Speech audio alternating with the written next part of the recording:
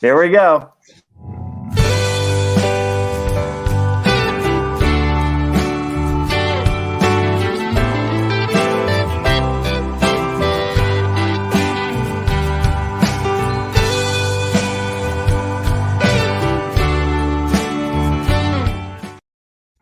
Hey, it's another episode of Cullen on Film, episode 57.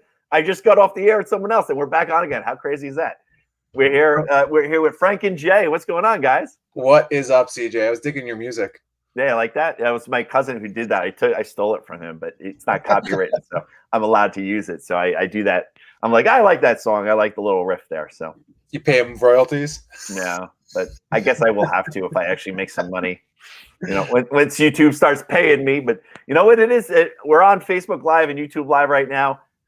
Facebook, we get a lot of people watching live on Facebook, but go over to YouTube because I don't really get too many views on YouTube because it's already on Facebook. People are like, I'm already here. But, yeah, that's where I usually watch your shows is on Facebook. Yeah, it's because it just pops up. Everyone's on, but I'm like, get that YouTube up. I want some views.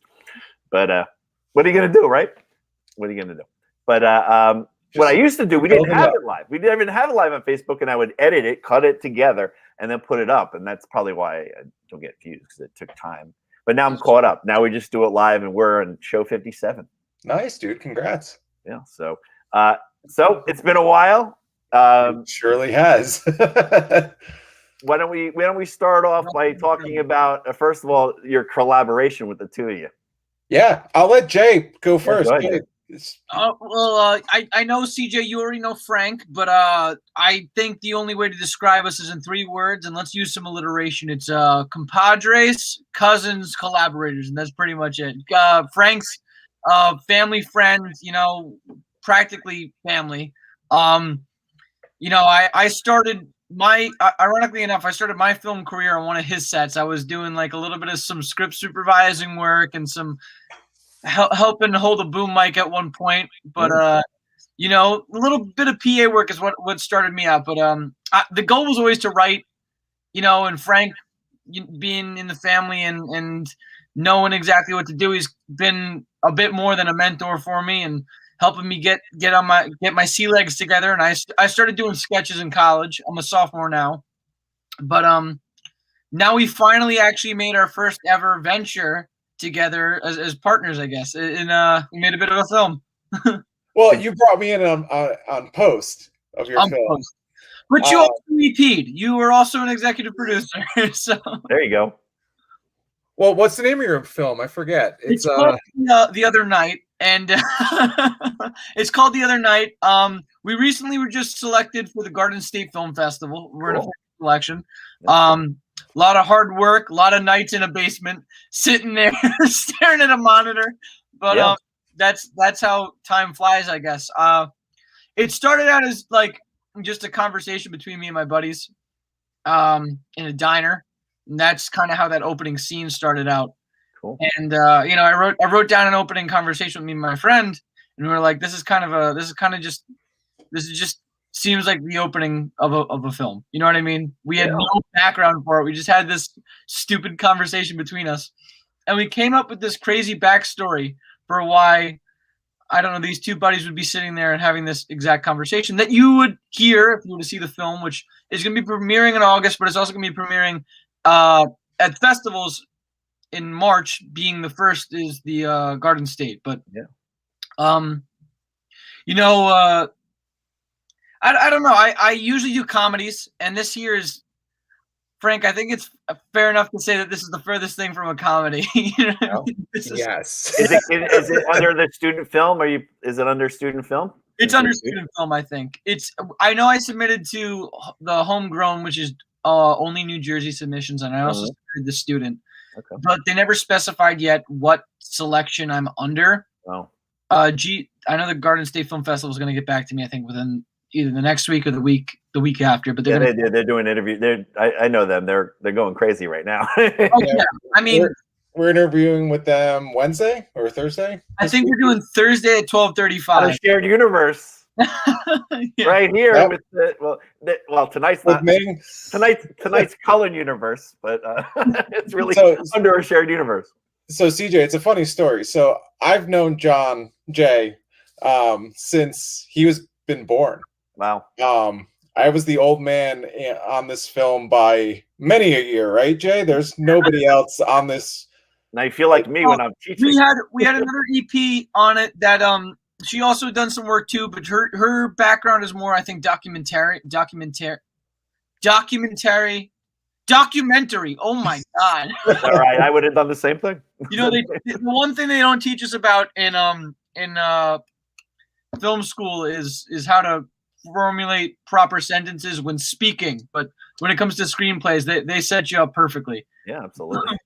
But yeah, I was glad that I had two mentors with me, like side by side, and Frank was there in every single aspect of post production. Natalie was there with me on the shoot. Natalie Agus, she's great. She actually did a 30 for 30 on the Munich Olympics, and some real cool background. But Frank has got all the narrative background that I could have ever wanted. You know what I mean? He's got plenty of experience. He's an award-winning filmmaker. You know, I was like, all right, this is where we need to be right now, and he's gonna help me turn like this amalgamation of shots into a story. And I think we had a pretty successful time doing so. Yeah, for sure. Absolutely, that's cool. And so everyone gets to see it pretty soon. That's awesome. Yeah, you know, I'm real excited. Cool thing about the Garden State Film Festival too is that they're doing in-person screenings, which is an awesome thing to hear. I know they're doing it down in the theater. Yeah, hybrid. That's what I think. That's kind of going to be the thing for a while. The hybrid, dude. Right side. We're working on a hybrid. Mm-hmm. So how many people would you be allowed at Brightside? So it's 35% right now. And I think by when we want to have it, like we're going to do it. It was supposed to be August. Now it's April. We want that 50% mark. So there was like 65 people could fit in the room. So we're thinking we don't want to go exactly half. We'll do like 25. And then I'm doing like 40-minute sets, like 40 out. So it just rotates. But we're also going to do it online because there's a lot of people from all over the country. Yeah.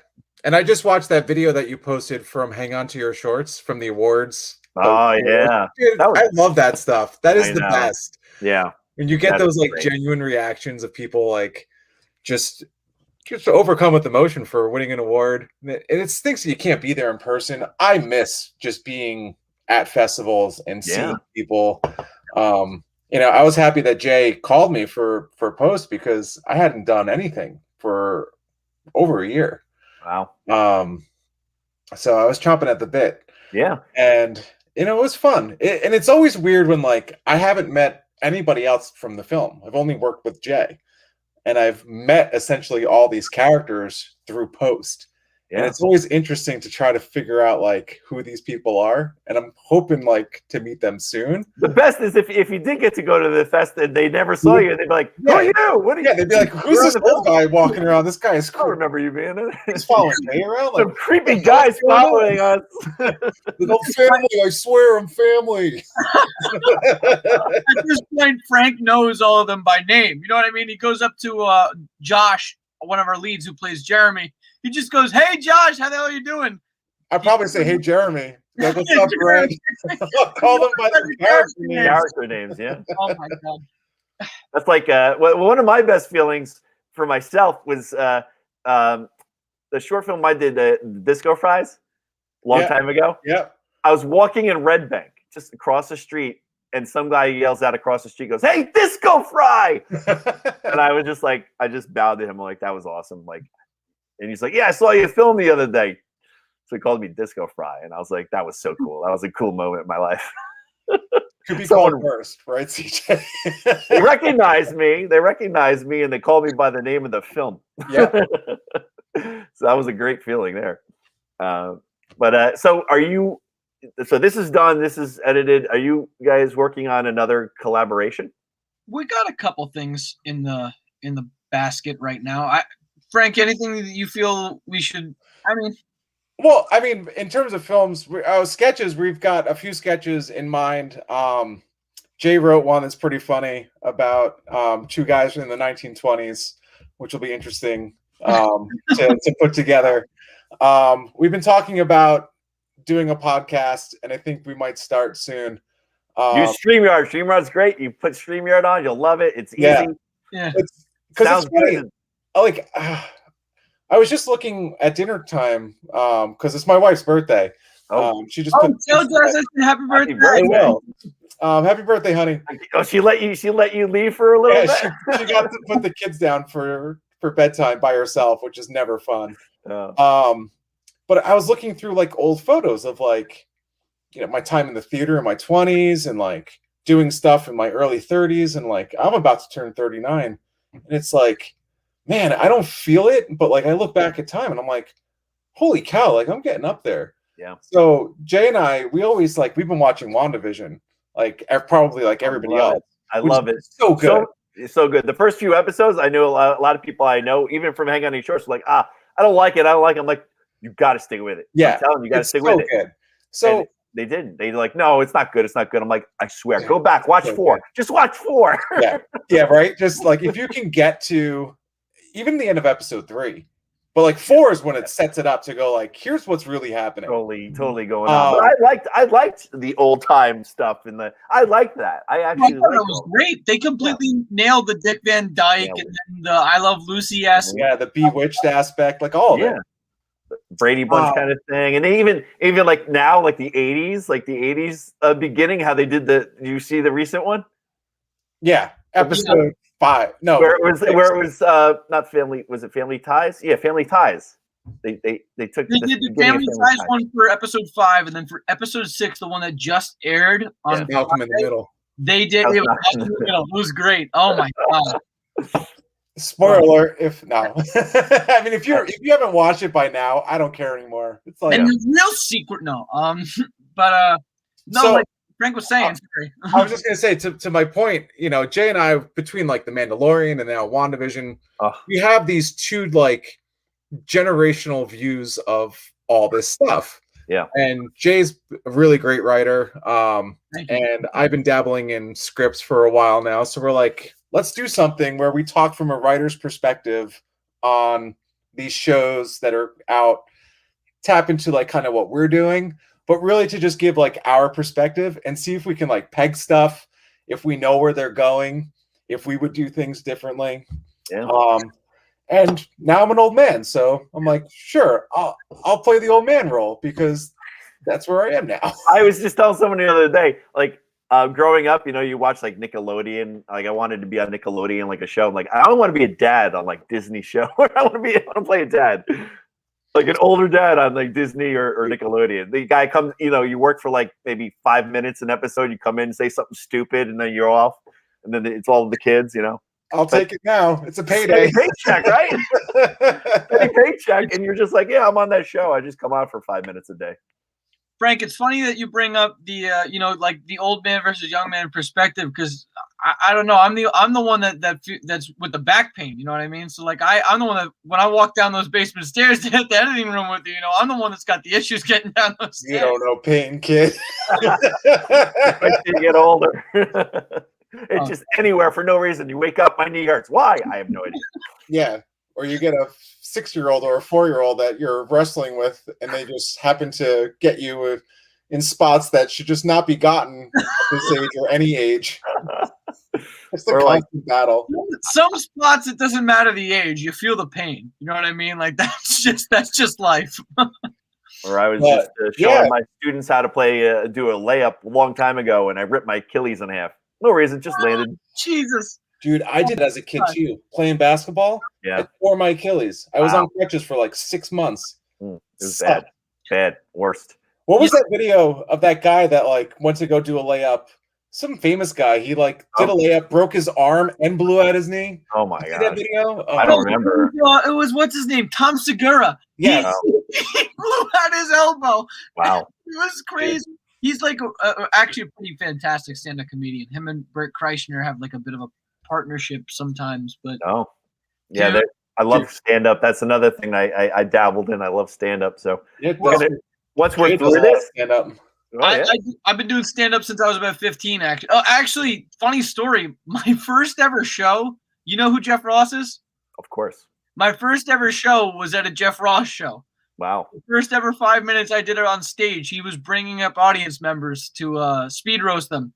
Wow. And him and I were going tit for tat in front of like 350 for like maybe 10 minutes. And at the end of it, he was like, what do you want to do when you're older? You're pretty good at this. And I was like, actually this. And it's a lot of fun. It's a lot of fun. I do a lot of hosting. I don't do the stand-up part. I do a lot of I had a show, and then we go around and get amateur comedians to go up for a few minutes and do it. And I want to bring it back. Once this crap is all gone, I'm bringing it back. Where are you located? Bring it back. Bring it back, CJ. Bringing it back. Please. Oh my God. It was a traveling comedy show, and I kept changing the name of it, but it was me hosting, and then some shows I just have a host and I'd be there and I do things, but I would come on, introduce everybody and have like one headliner. So I'd rotate the headliners, like, you're headlining tonight. Oh, really? Yeah. So you get more material tonight. So it was just a rotating thing we did at the Bright Side before we started the film festival. That's pretty cool. So that was 7 years ago. Wow. 7 years. So bring it back, CJ. We need more live performances. It still feels like we're in 2020. Oh God. I know, right? Oh, it's so long. Isn't it like March 2020 right now? That's how I feel. It's not a year; it's a state of mind. That's the whole year. What happened there? Were you, Frank? Were you at were you at Brightside in last year or no? And you might have been at the one before. Like we had one in February 29th because it was the week. I was in Jersey City. I was at my cousin had a baby. It was the kid's 1-year-old first birthday party, and at the birthday party, I was like, man, this whole like COVID thing that's happening in China right now is getting crazy. And I remember like talking to people, and they're like, "Yeah, it's not a big deal. It's not going to happen." Yep. And then, like, fast forward 2 weeks later, we had another event for a charity called Nova Hope for Haiti. It was a big casino night, and like it was in New York at this point. And I remember going to this event, going like, "I'm really nervous about this. I don't know." And like especially like in a casino setting, everybody's handling chips. People are just like on top of each other. Oh, it's crazy. And after that night, everything shut down across the board. Wow. I was like, there was like 500-600 people at that event. I was like, how many people like got it? Yeah, that night. It was terrifying. My brother wound up getting sick. Yeah. He never got tested, and I think he tested negative for the antibodies, but like he knew a few people. Because after a while you would, if you got tested later and you might have had it early, you wouldn't even know. Know. You would just think you had a cold. Well, they're saying that. What was that, Jack? They're saying that cases have been in the States. They're thinking since not last September 2019, and nobody had any clue about it. No idea. Yeah. That's crazy. It's nutty. But we were full. Really like nutty. We were doing a Bright Side, and you know how it gets there. You know how the award show is. It was that crowded. And we were all like, having a great time. And we're like, we're talking like, that thing in China, man. When is that going to come here? Is it going to come here? And no one cared. I'm like, how many people in that building were sick? Yeah.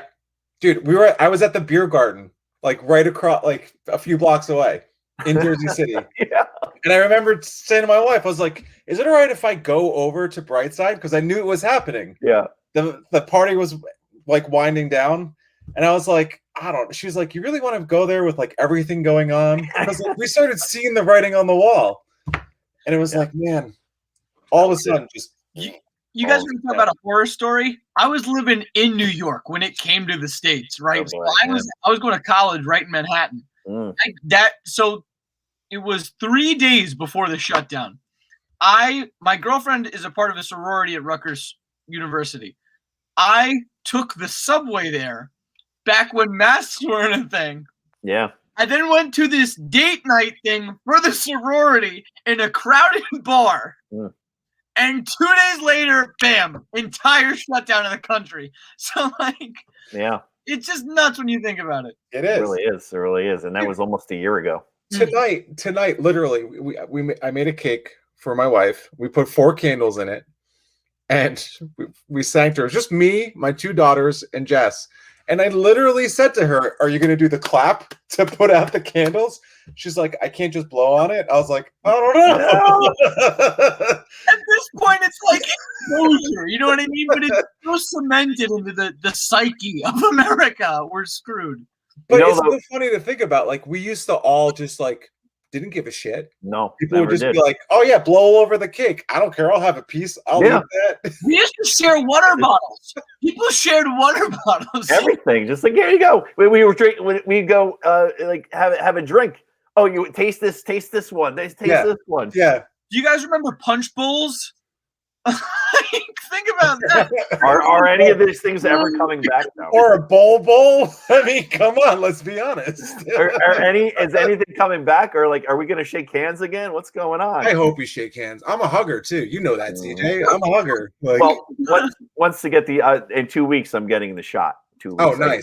I have to go down to Atlantic City to get it, but I got an appointment in 2 weeks. You got on the list. But you know what? I really wouldn't care, and I could wait. My parents got it; they're getting their second one. That's okay. But I'm a teacher. I'm in school. More kids are coming back on Monday. I need it.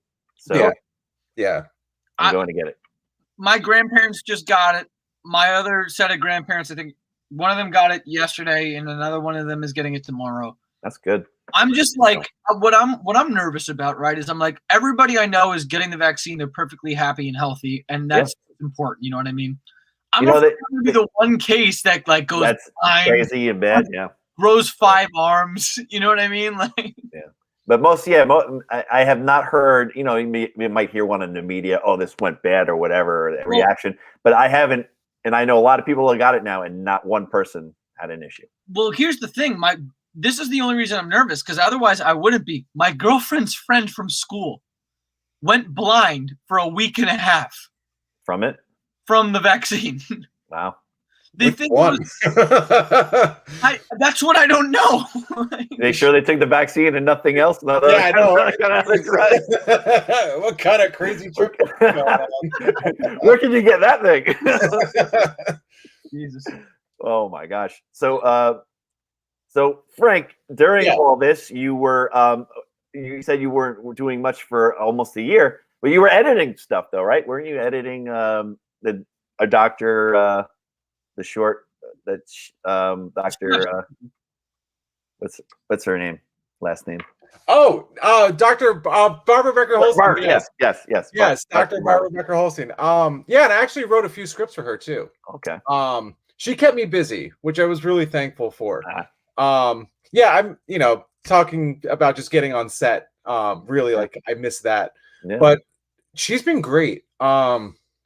You've known her for a while now with her selfie film. Yeah, that's why I just blanked on it. I was like, why? How did I just blank on that? But I do that all the time. But yeah, we started developing a few new scripts. We took her characters that she started in the selfie films, the girl. Yeah. And we put her as an adult, like her 30s and late 30s. She's hoping to film them. I hope it happens after everything kind of clears, and she's not up there, but she's older. So she's, legitimately, and, should be just nervous about getting back into production. She's been doing podcasting like crazy and on this network.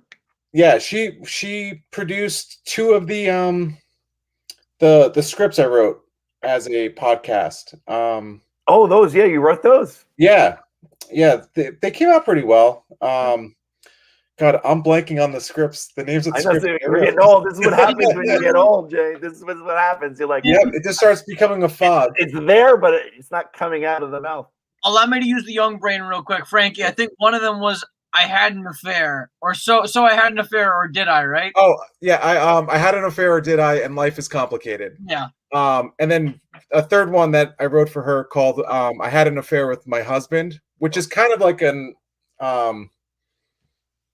it's a different take on the I had an affair, or did I? Her husband, Russell, who's also a psychologist, wanted a little different take on the scenario. So I was like, all right, let's go back to the wheelhouse. And we went back in. And now I'm starting a 4th one with her. Wow. Which is based on a book she wrote. It's upstairs. I can't leave my white void. Yeah, you got but yeah, I'm excited. She's kept me busy. I've been really grateful that she's trusted me with her stories, because that means a lot as a writer, to have someone that has these ideas. They're really rich in story, and trust me to, add my little nuances, my characterizations, and tell her story through the medium of film is a challenge for sure, but also I feel like it's a great privilege because she's entrusting me to put that on paper for her. We've been in a few festivals, we've won a few awards, which I'm really happy for her and myself, but really happy for her that, like Jay on the opposite end of the spectrum. Jay's, coming into this industry. She kind of came into this industry in the later part of her life. Yeah. So it's really cool to see, like, and her, CJ. She wants to be in this industry. She wants to tell these stories. Yeah. So I'm really happy. The idea is she's kind of going away from the selfie now, right? Yes, like these are like full on scripts and stories that she's had in her head or written down in books for years. I'm sure we're going to always go back to the selfie stuff because I think it was a niche for her that she kind of put together, and it did well. And she was kind of a pioneer in that whole sector because she was doing it. I remember seeing it like years ago. Now everyone's going to be doing it because that's all they can do. Yeah, right. That's exactly what's happening. Like this whole medium is just exploding right now because it's literally all people can do. And I keep telling people, don't make a film about COVID. I don't want to see any more. let's leave it behind us. I don't want to be like 8 months from now watching COVID film. So don't do a COVID film. No, I swear. It's funny you say that, CJ. Wally Marzano-Lesnovich and I, we've had a script kicking around that we were hoping to produce right as COVID, like we planned it for the spring of last year when COVID just took over everything. It's called Big Enzo's Wedding. Oh. We've been working on it for a couple of years now. I think since like 2018. Yeah. And we had stuff written in there pre-COVID. And we had a few Trump jokes in there. We had stuff that like we weave through the story. We did a rewrite during COVID to factor in COVID. And now we're like hopefully leaving COVID, and we've done multiple other rewrites where we've kind of pulled it back away because we're like, we don't want to remind people too much of it, but at least have it be there as like a part of the world, but not be as heavy on it as we had it in like our 7th or 10th rewrite of it. Yeah, because there's so many films that are going to come out that's all about it. It's like, all right, we get it.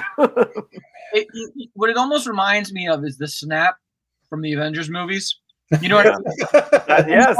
What I mean is, snap they don't mean like, 2020. oh shit, half the population's gone. I mean, like, when you think about the events that probably transpired in between Endgame or halfway through Endgame and the very beginning of Endgame, you know what I mean? Like the 5 years time. Yeah, it's the blip. I wouldn't mind being blimped and coming back 5 years and I'm 5 years younger than I should have been. Yeah, well, I mean, when you think about it, it's like they touch on the tragedy. You know what I mean? It still hurts the world, but it's still cemented in the psyche. You know, half of the population on the planet went away, but people have found a way to live again. You know what I mean? And I feel like people are already starting to prepare for like when we get out of COVID. Because nobody, like you guys are saying, nobody wants to hear 30,000 COVID stories. You know what I mean? Because everybody had nearly the same COVID experience in that all of us, for a very long time, were locked in our homes. I know some people lost family members, and more people were lost during this horrible global tragedy than should have ever been lost, period. You know, it's just. Yeah, it's crazy. It really is. I totally know what you mean, though. It's like, and it's funny.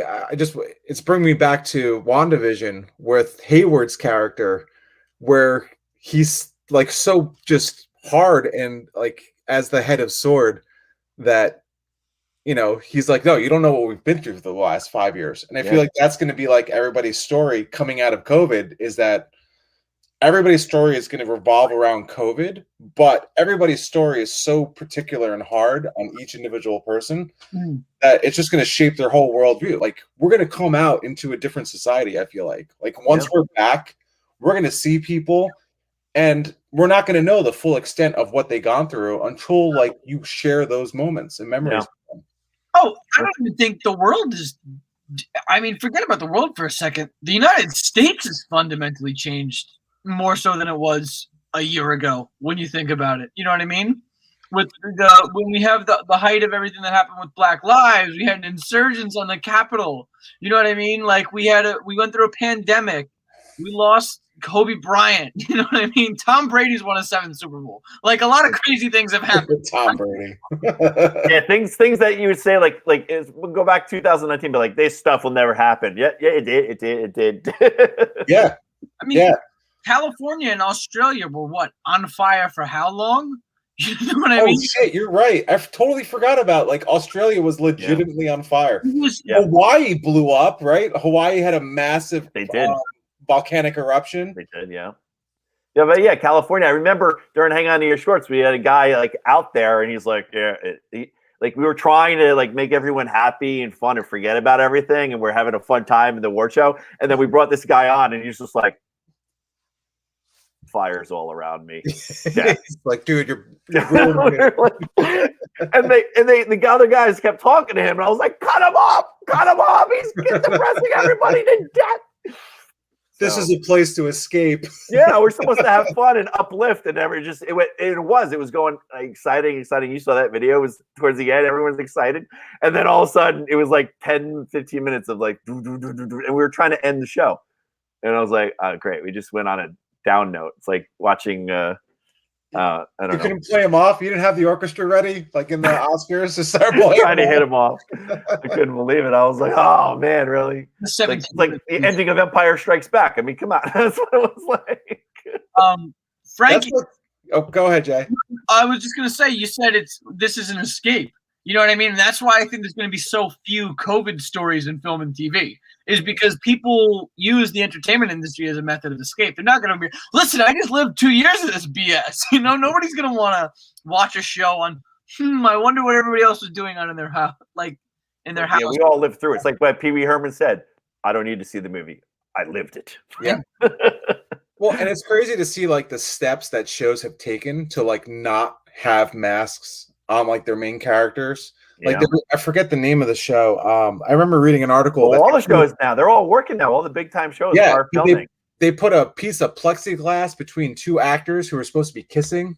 You guys see that? No, I didn't see that. So they put a piece of plexiglass between two actors, and they had them kiss each other through the plexiglass. Wow. So I guess from whatever angle they were filming at, you couldn't see the glass. Wow.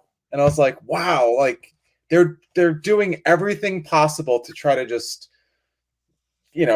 keep people safe, but also hide the fact that there's a freaking gigantic. Well, Walking Dead is coming back in 2 weeks, and they filmed those 6 episodes. They filmed during all this COVID, and they're supposed to be epic episodes, like really amazingly filmed and done really well. So it's an extension that they're putting on for the end of season 10. But they're supposed to be really amazing shows, and they pulled it off. Somehow they pulled it off. That's during all this. So down in Atlanta, but they were like, but I heard, I was talking to Amir Arison, who did that video. He's from the Blacklist, so he's on the Blacklist, and he was telling stories on the last episode there, Cullen on Film, about how they are filming during this, and it's pretty wild. Yeah, I've heard. Go ahead, Jay. I know. I just from like speakers and stuff like that. I've heard horror stories. Just like it's not that the experience itself is hell, but like the precautions they have to take and the worry that everyone feels. Because when you think about how many people lost their jobs because of this, how many people work in the entertainment industry, like it's the worst nightmare of it all is the fear of halting production for another 2 weeks. You know what I mean? Like that's where the real hell aspect comes from. But well, sure, and who you might get sick. Like that's why, like personally, I didn't produce anything during this whole time because I didn't want to have that responsibility of putting something together. I'm sure the people would be on set, we'd be safe, and like I wouldn't do anything that would have people at high risk on set. But you never know if one of us was sick and then brought it home and then like killed their grandparent. Yeah. So, like, that's the biggest worry of them all. That was the biggest thing of it all. That was the biggest worry. Yeah. Well, so, we shot the other night during the pandemic. That we were originally. So the funny thing is this: we were set to shoot a week after the close. So I mean, obviously, we didn't anticipate that the world would entirely shut down for 3 months, but we were set to shoot in that late March window, and that's when everything was supposed to kind of take wind. And we had this script waiting on the bench for like 7 months. So I mean, in retrospect, I know a lot of directors and a lot of filmmakers don't call for rehearsals, but they do call for independent work of the script and stuff like that. I know Tarantino likes to rehearse just because he's like, my word is. But all of the rehearsing, they're wearing the mask the whole time. Everyone's in the mask. Well, we were doing it all through Zoom. You know, like half the people that were on the shoot, you know, I go to school with them. Yeah. I had an NYU actress, a Marymount actress, and 2 Pace actors, and everybody else was an extra or crew. And I had people working double, extra, and crew because I wanted to limit. We had to limit the production to 12 people on set. Yeah, we worked 19 hours. So how are you doing it now? How are you doing it now? You just used to the way you're doing it for school? Well, our executive producer Natalie on the set, when we were shooting the other night, we at least had somebody to act as a COVID enforcer, you know, who brought masks, covered us with the. That's one job they added. One job. Exactly. COVID protocol enforcer. Handing out Purell and making sure that when we were eating, we all stayed outside and were socially distanced. Now, when we were back on set, the actors had to have no face masks. You know what I mean? Everybody else in crew had to have a mask on. We shot there. We had to use protocol because we shot on site for a restaurant. But every other scene was shot inside my house. You know what I mean? So I had like 12 people, one of which was from Texas. Wow. In my house, going around trying to protect everybody. It was a mess, but thankfully nobody got sick. Everybody was as cautious as could be. And we even did that in post. Yeah. I mean, Frank and I, when we were meeting at his house, you know, he had his girls in the other room. And I know Jess was either with the girls or she was in the other room, but we always had masks on. Like, it was a rare occasion that we'd ever take our masks off, and that was, you know, if he was gonna eat something, you know, or like we were. One time you brought pizza, or I said, "Bring me a pizza." By the way, if you guys are looking for good pizza in Hillsdale, where I got it for Frank, Della Cucina in Hillsdale, they did let us shoot the other night there. They got great food, absolutely cool place to order from. So thank you guys for letting us shoot there. Awesome. But it's crazy, but like you think about it, I've been in school since September, and I've been all right. My students have been all right. And now we're getting more kids back. A little scary, but still, we've been good the whole year. That's awesome.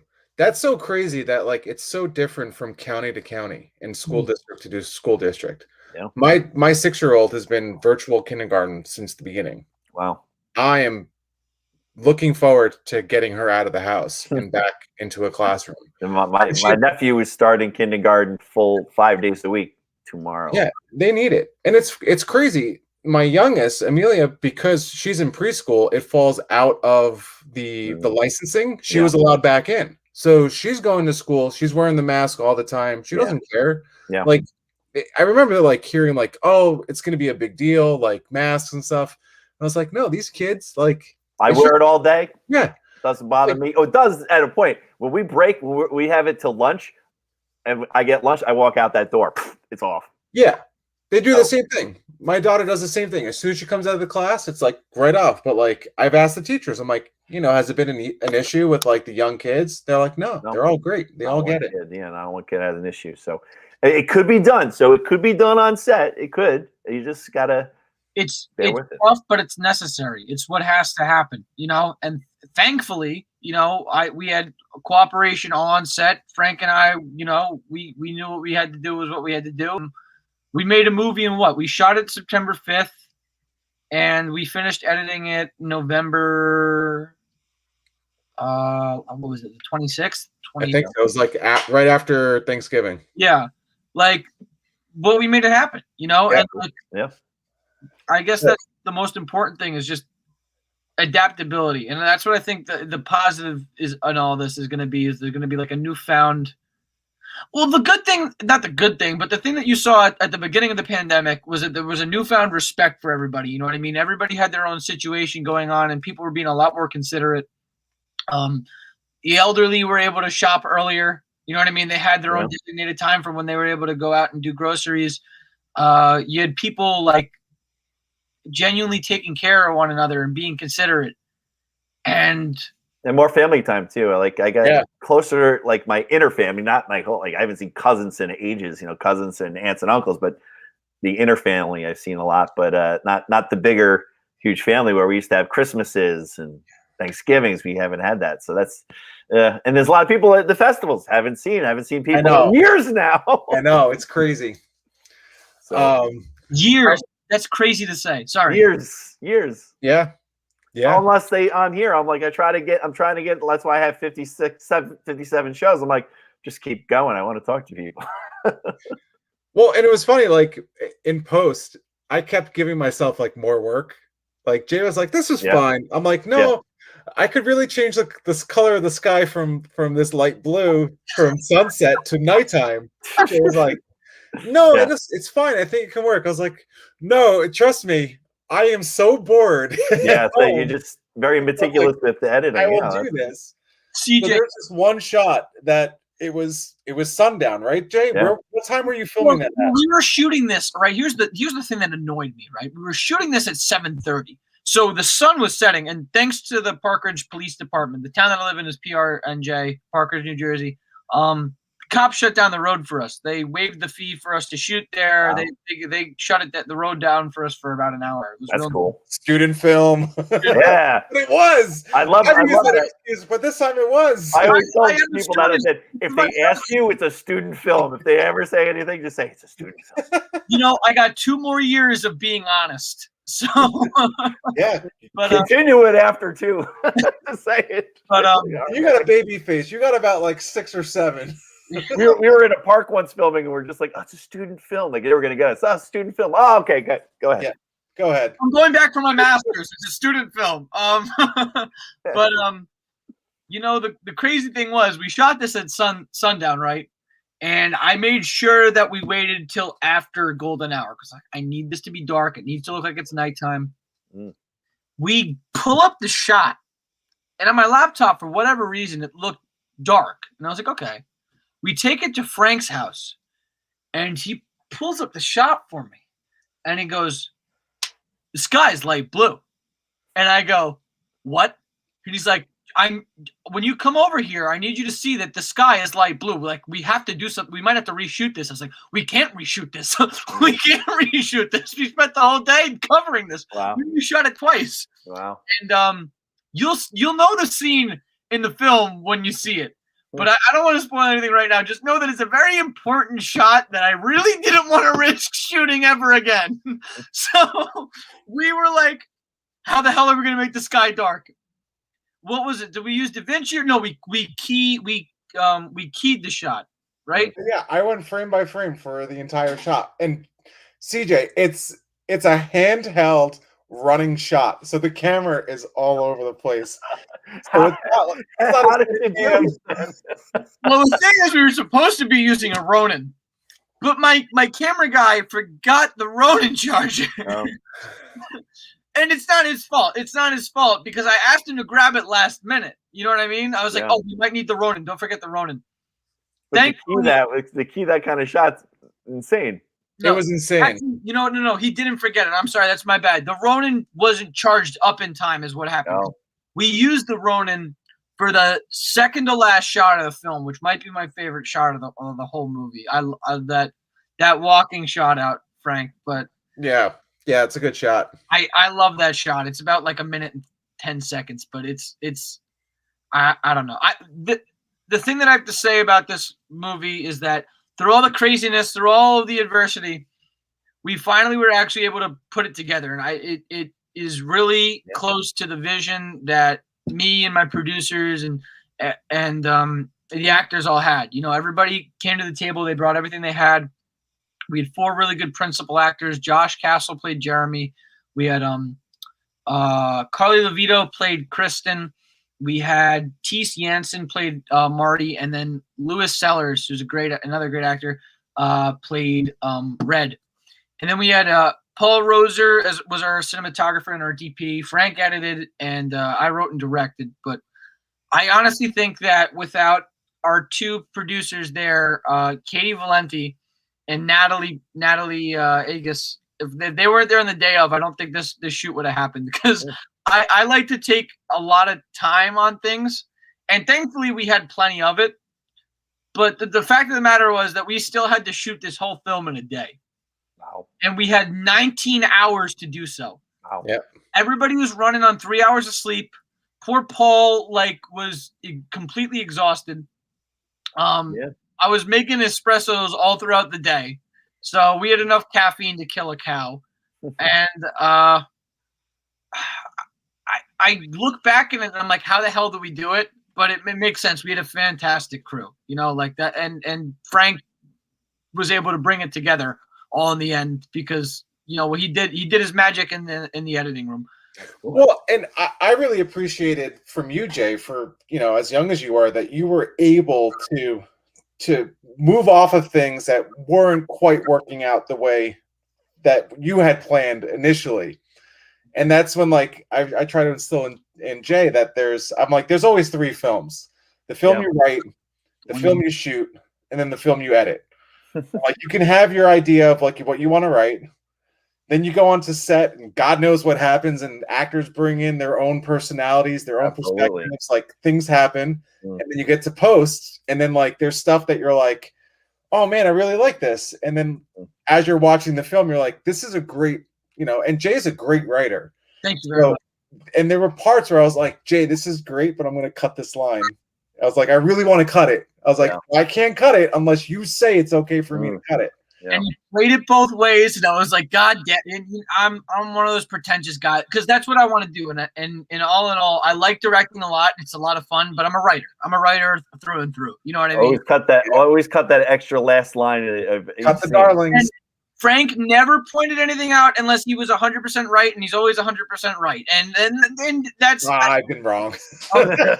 No, you gave me my creative space. You let me do what I needed to do. You followed, like, you helped me out. You know what I mean? And when something really didn't fit, you were like, this isn't going to work. And I was like, you're right. It's not going to work. And we cut it. And I think that's how we really got the best film possible. You know, like it looks nearly identical to what I thought it would look like when I was writing it down. And I said, we cut. Mine never turned out the way I wanted. The way I originally pictured it in my head. It's always different. Well, I mean, that's not always a bad thing. That's sometimes. No, it's not always a bad thing. That's true. You know what I mean? But I ended up cutting an entire scene on the day of the shoot. I was like, we were like shooting it, and this might be a completely different movie if we included and shot that scene. But I was like, isn't that amazing how that happens? And characters could be perceived differently, and like parts are just changed. Yeah, I was like, this is matching what I envisioned, and if I include this scene, this will change contextually, like, the entire film. I got to cut this out. And I think I sent you the revised script after I cut out the scene, Frank, but I'm not sure if you remember what it was. I'm having trouble. I think it was. Yeah. And I was going to say, I like the style too that we added in post, with the present day being like full color, full saturation, and then the past stuff being like not quite black and white, but very desaturated. You speed up the film a little bit. You speed it up like a Wonder Years kind of thing. There's a cool tracking shot that we made. Jay shot in the basement. We were going through the party where we made it look like kind of like a fisheye that this person is drunk going through. But there was a change we had to make. What was it, like a few weeks ago, right, Jay? Where we had to add a few more names We had to add more names to the credits because I was like, yeah. So I was like, hey, let's watch this. So we're watching the film, and there's a shot that takes place in the past, and one of the cutaways in one of the scenes is an ISO on a particular object, and I just stopped the film, and Jay like looked at me. He's like, "What's up?" And I was like, "Do you want me to make that in color, like just the one object that we like zeroed in on, and keep everything black and white, kind of like desaturated?" I think I said verbatim. I was like, "You can do that." I was like, try it out. I was like, I think I can do it. And we pulled it off. And like it had thing. That extra little bit, like, and we were still kind of just tinkering, not changing anything in terms of like the story or like the cut itself, but just adding those little nuances of color and like sound. And like to me, like it's all the aspects of it. Like every part of film is important. Even the song choice. Oh, Jay, yeah. Changes the whole movie. It could change a whole movie. How many different your composer, the first composition he did was like all classical, right? Ethan Startzman was our composer, and I was like full pretentious film student. Again, I'd never done a serious film in my life. I usually write sketch. I usually write like specs and stuff like that for comedy and stuff like that. Actually, a spec that I just wrote for Letterkenny, which is a Canadian sitcom, just won at a festival. It was the first script I ever submitted. I was super excited about that, but that's a tangent. Sorry about that. Okay. So I contacted Ethan over the summer. I'm like, listen, I love your stuff. You mind if we work together? And I was like, listen, I'm broke. Like this is like a budget short film. And I'm like, we only got like about $3,000 to work with. And he's like, that's fine. I was like, do you mind if I pay you $100 for a score? He's like, that's perfectly fine. Ethan started. Don't let him know you did that. Yeah, I know, right? It's the truth, and it was the truth. This guy, $100 will do it. He's like, oh, you just gave away. No, but like, and this is the beginning. I told Ethan, I was like, this is the beginning of a working relationship. Like the next time I do this and I like secure a budget, like you're gonna be the guy I go to. Like, he's a super talented, incredible musician and composer. Like brilliant and exact. And the problem with the first score that I received is that he gave me exactly what I asked for. Yep. And it didn't work. Yep. And that was didn't me. work. But like such an a-hole. I was like, oh my God, this is perfect. But it doesn't work with the movie. Yeah. Jay sends me it without even like letting me know what he's thinking in his head. He just sends it to me. He's like, let me know what you think. And I was listening to it and I was like, oh God, no. Because it was great. The music itself was great, but just matched up with Jay's film because it's very classical versus a very contemporary look. Yeah. And like the whole story, the way it's all flows. Wow. I was like, I don't think this is going to work. He's like, okay, good. Me too. I was like, thank God. I texted Ethan and he goes, oh, I didn't think it worked either, but I just want to make sure you got what you asked for. Yeah. This is what you do. If you still have that, you make a film and you keep that for free, and you use that music for the film that you base on that score. Right? Just make a film based on the score. But Ethan, like, I think it took 2 more tries because we just wanted to find the sound. You know what I mean? I wasn't sure if we wanted to do an entire score or bits and pieces, but we ended up going with the entire, like an entire through and through film, like in through and through film score. He scored the entire thing. It's only 13 minutes, so it didn't take that long, but. I think he gave me the perfect accompaniment for each scene, and it works well. Yeah, it works. Synthesized, and I thought classical was going to be the way to go, but the story just looks too contemporary, and it is a contemporary story. You know what I mean? Like it makes, and they're young people. You know, these are college students. It makes no sense for this story to have like deep classical music, and that was just my bad. You know, like. Again, this film looked exactly how I wanted it to look. It didn't sound that way because the way that I imagined it sounding was completely asinine. So, like, you know what I mean? Like, it's like the opposite of that is like a Knight's Tale with all contemporary music. Oh yeah, but it worked. That one worked. That one worked. One of my favorite scenes in cinema is Heath Ledger dancing to Golden Years when they're all doing like this the in the ballroom scene. Yeah, the ballroom. Yeah. That's one of my favorite scenes. It's funny, but that is an example of something working, and that's the opposite. Exactly. Yeah, and I'm glad that I was wrong. I'm glad I was wrong in that case. Well, but it's also good for you at your age to just be able to adapt and be able to change course like that. I appreciate that, but you told me this all the time. Film's a collaborative medium. Yeah. You know what I mean? You have to be open, and you tell me this all the time. You got to be open to ideas. You got to be open to consideration and external thoughts, because that's how you make the best movie possible. Well, you're hiring those people that are to be on your team to be smarter than you in the positions that you have them in, essentially. Of course, yeah. I would never trust myself with a score. I barely know how to operate a piano, and I say barely because I know what it does. But other than that, I don't know how to fully operate it. I'll break out the recorder. No, I couldn't make music for the life of me. I find the best. I know a lot of really good score music people, and I use them. Our next film, by the way, is called Hot Cross Buns. That's me and Frank just playing the recorder for about 2 minutes. Sounds pretty good to me. Yeah, that's a good one. You're hearing this pitch, and so is he for the first time. So, do you know when the film is playing at the Garden State Film Festival yet? Do they have a schedule out? So I know that, and this is all I know so far, is that the festival runs from the 23rd to the 28th of March, or the 27th of March. That's a lot of days. Yeah. They're expanding the days. They are. I think they added a Monday. Wow. I think that's because I think they got a lot of submissions, like a lot more submissions this year. They usually get it from me and my students, but we didn't really have too much this year. And then when I had a couple little email back and forth, didn't seem to, and then I just forgot about it. So, not from us this year. Every year we have student films in there though. Well, took a year off. What are you gonna do? This is the year to do it. You know what I mean? So yeah. So, but so they're going longer. So they're probably spreading it out and doing that. And I know some films are playing in Cranford. Yeah, I think they added Cranford. You know what it is too, probably with the limited amount of seating that they probably do. They probably add screenings to compensate for the fact that they can't have. Yeah, they can't have that many. Yeah, all those people. Because I've been in theaters there, rooms there where you can't hardly move. Yeah. Back in the day, so it's gonna be nuts. Yeah. I want to know how people are gonna They have good parties, like their opening gala's fun. They do have good parties. That's what they do have good parties. Very good parties. So it's are we gonna all be masked up and straws under the mask in a drink?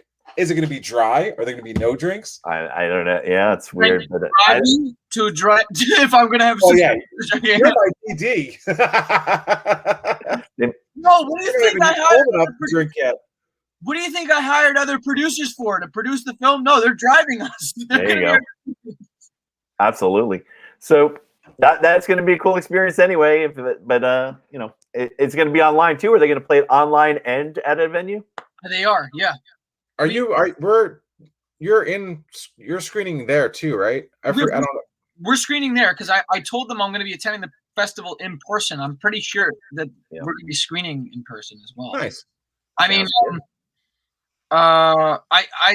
again, they've only released the nominations for the actor categories today. So yeah, they only do a few, and then they just leave it. And a lot of them, they just announce that night. I don't they even just do the big ones. Yeah. I don't know if we're nominated for best short script or best short. Yeah, I don't think they're going to announce those. I think they'll just do that at the award show. Oh yeah. Yeah, they just announce some. They always just announce some. It's always well, I'll talk to Heather. There's some more like all of a sudden these award shows then those are more awards that they start naming and you're like because that's what happens. It gets people to watch. It gets people to watch the awards because they if someone that's not nominated is not going to care and probably not watch the awards, be like whatever. But if you all of a sudden, this is also nominated. Holy crap! Yeah, what? So that's how you get. That's what happened to me the first year at Garden State with Star-Crossed Lovers. They were like, you should really be there. Come to the award ceremony. So we paid for the plate, and we're like, what are we going to why are we here? We're not nominated or anything, right? Like, yeah. And they're like, oh, nominated for best homegrown short or homegrown feature. We're like, oh my God, we got nominated. And then we didn't win. We're like, wait, what? This is so weird. Like, why would they tell us to be here? Yeah. And then they had another award, which was best feature adaptation. And we won that one. And I was like, all right, we won. Yeah. But there was like you didn't even know what you were nominated for until you got there. Idea. It was we won a homegrown song. We had a comedy a long time ago. We had Pat Rowdy Band, an Irish band down the shore, do this awesome clicky song, and it won best homegrown song. So that was pretty cool. We had no idea. Yeah. Is Asbury Park? I know it's the usual venue, but is March usually the time that they host the festival or no? Usually last weekend of March. Yeah, that makes a lot of sense too. Now that I'm thinking about it, I was like, why wouldn't they want to do it more in the summertime, like with the beaches? And I'm like, no, it's too crowded. That's why Hang On to Your Shorts is always in April, sometimes early May. But that's it. Dude, I love Asbury though. I'm so like. And I miss it. I live right here, and I miss it. I know it was crazy when they came back because they were in AC for a while. Yeah, and I actually liked it in AC. I liked it. A lot of people didn't, but I liked it there. Yeah, we were part of the crew that would go down into the casino and get free drinks and then bring it back up to the screenings because we're like, I don't want to spend $15 for a drink up here. Yeah, that's funny. But now, like in Asbury, I mean, House of Independence was just an awesome venue, which we used for Jersey Shore Film Festival that one year, which was awesome. Which is where we met CJ. Yeah. The film played there. It was a wild time. And then I remember with Hang On to Your Shorts, like I remember thinking like, oh man, like you guys had the town.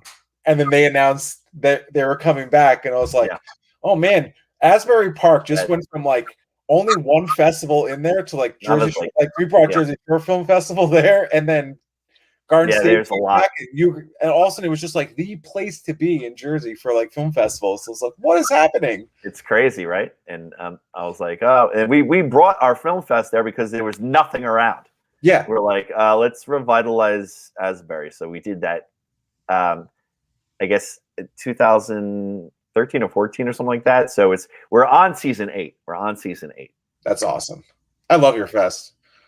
It sounds last. We submitted actually. Frank and I submitted the other night to Hang On to Your Shorts this year. I did. Oh, so I took a back seat on it. I worked so hard on it last year, and then it was the internet. So I'm so busy. So I'm not doing much this year of it. You're still like the heart of it. I know. Yeah, I mean, the heart. I know. Heart, but I faded. Like we have other guys doing everything. So like people still think I'm like doing all that stuff. I'm like. Now I'm just kind of. No, you're like the Godfather now. Yeah, I'm just kind of the face. I'm the face of it. But I used to watch every single film and do all this stuff, and now I don't do that anymore. So. Do you miss it? No. I do other festivals. Yeah, you're doing Brightside. I have other festivals and everything, so I don't miss it. And school takes up most of my time, so that's a good reason why I don't do that anymore. So, and I'm expanding. I'm doing different things now too. So I'm producing a lot of short films coming up, and I'm going to do the comedy thing, and I'm going to, well, if it ever comes back. Before COVID, I was going to Comic-Cons that had film festivals, and I was interviewing people and doing shows. So that was my new thing. So that was a lot of fun. I met a lot of like famous people, or people that just we used to be, and now they go to cons and all that stuff. And I was meeting them left and right and saying, hey, we're friends now. Let's be on my show. Do this. So that's kind of what I was doing. I miss it. Yeah. So this was great, CJ. This was great catching up with you, man. Absolutely. So it was fun. So before we go, I want to make sure that you guys promote anything. Do you have any websites or anything that we can see out there, or any kind of you want to promote your TikTok or your Instagram or anything like that, or Facebook? Age Before Beauty. I'll go first. Yeah. So, right before the pandemic hit, I started Emiliana Films, which is my new film company. What was it called? Emiliana Films. I named it after my two daughters, Emilia and Liliana. So it's a combination of their names. Cool. It was kind of crazy. I formed the company in February, and then I was ready to go in like early March. I got all the paperwork filed, and then the entire country shut down. I was like, what the hell? Of course. But it's starting to pick up. My first film through the company was working with Jay on this on the other night. So I'm really excited and looking forward to whatever comes next. Emiliana Films LLC. And did you put a website up yet, or? Yep, emilianafilms.com. Awesome. Still working on a website for my production company, but it's Scuttlebutt Studios. That's SKUTTLBUT_studios at Instagram.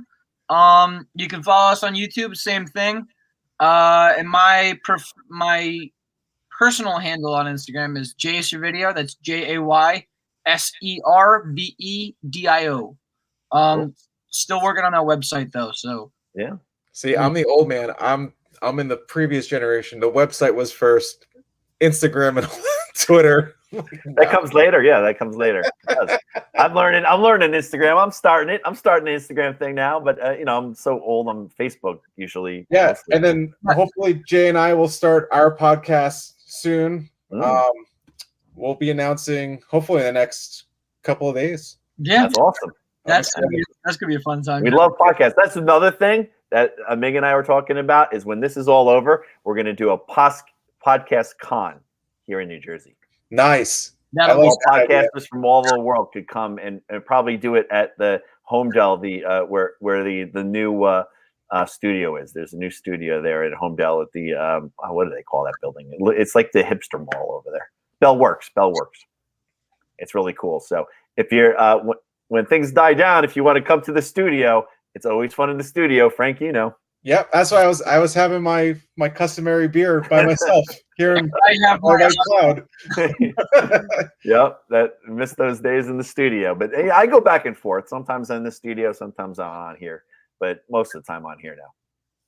But it's always fun to go to the studio where Ming's over there, and I'll go. We'll do. Yeah, it's so cool. It's like going in there, like all the stuff that Ming has too, like all over the place. It's just awesome. It's just an awesome time. And now they have another one now at Bellworks, and they have a set where you can sit down. It was like an old TV show set with the chairs, and then the curtain behind you, and then is a window so people walk by and see you talking. Nice. It's like that Seinfeld episode that Kramer bought the set, and they're all sitting there, but he wasn't filming anything. Did you ever see that? No, that episode I don't think I have seen. Oh, it's so funny. He gets this like old, not Ed Sullivan, but one of those TV show sets, and he sets it up in his apartment, and they come over and they sit down, and he's like, okay, next up, and he's doing the whole thing, and there's no camera. It's just his set. That's his living room, and that's funny. He's talking to people like YouTube it. I was never a big Seinfeld guy. No, why? It's so funny. I'll never forget that. But it was one of those like, what the hell? An old man, Jay. Yeah. Seinfeld's not that. No, Seinfeld is not old. Like, even when I was young, I was old. Well, oh God. Thanks for joining me today. And hold on a second there. I'm just going to close this out and hit that, and then I'll be right back. All right. But anyway, you can check this out. It's on Facebook on Cullen on Film and YouTube as well. We're on live, so I think it takes a little bit to kick in, but you can find us there and check out the show if you missed anything. Thanks for having us, CJ. Thank you so much. No problem.